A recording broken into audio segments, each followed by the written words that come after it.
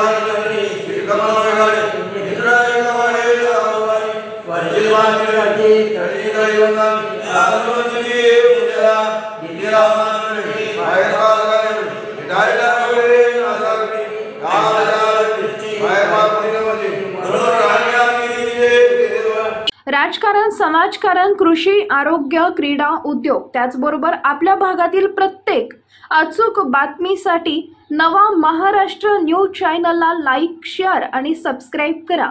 तसेच सर्व नोटिफिकेशनसाठी bell icon press करायला विसरू नका।